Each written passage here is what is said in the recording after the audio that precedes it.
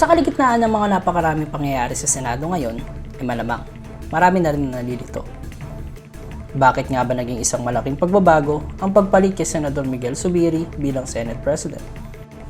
Ano nga ba ang epekto ng mga mayorya at minorya, alyansa, at di umano'y pagtataksil sa tatahaking direksyon ng ating Senado? At ultimo, pati na rin sa bansa natin. Paano nga ba nahahalal ang Senate President?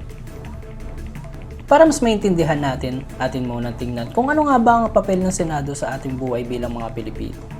Ang ating Senado, kasama ang Kongreso ay bumubuo ng lehislatibong sangay ng gobyerno na ang tungkulin ay gumawa ng mga batas para sa interes ng taong bayan. Mayroon tayong 24 na senador na may terminong umaabot ng 6 na taon. Sila ay binoboto ng pangkalahatang botante sa buong bansa. Katuwang ng Senate President ang Majority Leader at Minority Leader na bumuboses sa mga adhikain ng kanilang sariling koalisyon sa pagtukoy at pagpasya ng mga polisiya at agenda ng Senado.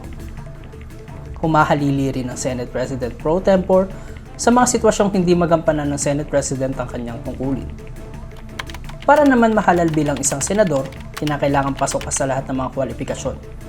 Una, dapat ay isa kang mamamayang Pilipino na ipinanganak sa Pilipinas. Pangalawa, dapat ay rehistradong botante. Pangatlo, dapat ay isa kang residente sa Pilipinas na hindi bababa sa 2 taon ng inilagi sa bansa. At pangapat, dapat ay hindi bababa sa 35 taong gulang ang iyong edad. Sa loob ng Senado ay may mga komiting nangangasiwa sa kanya-kanya nilang mga paksa. Katulad na lamang ng Senate Blue Ribbon Committee na nag-iimbestiga ng mga anomalya o issue para sa interes ng publiko. Malaki ang ginagampanan ng papel ng mga komite sapagkat sila ang sumisipat at dumidinig sa mga pangangailangan ng bayan at nagiging kakulangan ng mga ahensya at mga opisyal para mas makagawa ng sangay lehislatibo ng mga komprehensibong batas. Madalas, sa mga pagdinig ukol sa ipinapasang batas o kaya naman investigasyon ukol sa mga krimen o korupsyon natin nakikita kung paano magtrabaho ang ating mga senador. Lumalabas rin ang nagiging galaw sa pagitan ng mga senador kung sila ay magkaalyado o kaya naman ay may girian o banggaan dahil sa hindi pagkakasundo sa isang usapin. Kaya naman ang posisyon ng Senate President ang humuhulma sa magiging kooperasyon ng buong Senado. Bilang leader ng Senado, ang Senate President o ang Pangulo ng Senado ang pangatlong pinakamakapangyarihang opisyal sa Pilipinas. Ayon sa konstitusyon, ilan sa mga tungkulin ng isang Senate President ay: una, lagdaan ng mga resolusyong ipinapasa. Pangalawa, mag-issue ng mga subpoenas at warrants of arrest. Pangatlo, maging tagapamahala ng Commission of Appointments na nangangasiwa sa pagluklok sa pwesto ng mga matataas na opisyal ng gobyerno.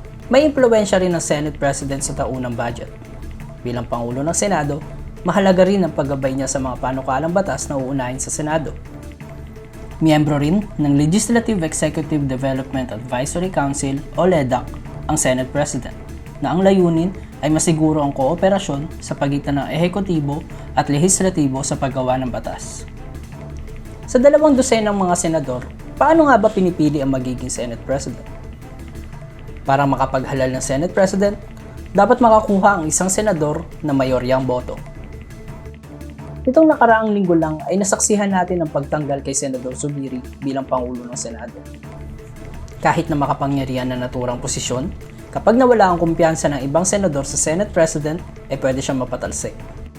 At sa kanyang pagkaalis sa pwesto, ay sumama rin ang kanyang mga kaalyadong sina Senador Joel Villanueva, Nancy Binay at Sherwin Gatchalian na umalis rin sa kani-kanilang posisyon bilang leader ng mga komite. At sa darating naman na termino ng bagong halal na Senate President na si Senador Francis J. Escudero, nag-aantay ang publiko kung saan direksyon niya dadalhin ang Senado, lalo na't darating na rin ang senatorial election sa susunod na taon. Nag-iiba man ang ihip ng hangin, ang aming dalangin dito sa kami naman ay sana palagi pa rin isa puso ng ating mga hinalal na opisyal ang kanilang pangunahing responsibilidad sa bayan. Tama na ang hidwaan at girian. Kami naman ang pakinggan.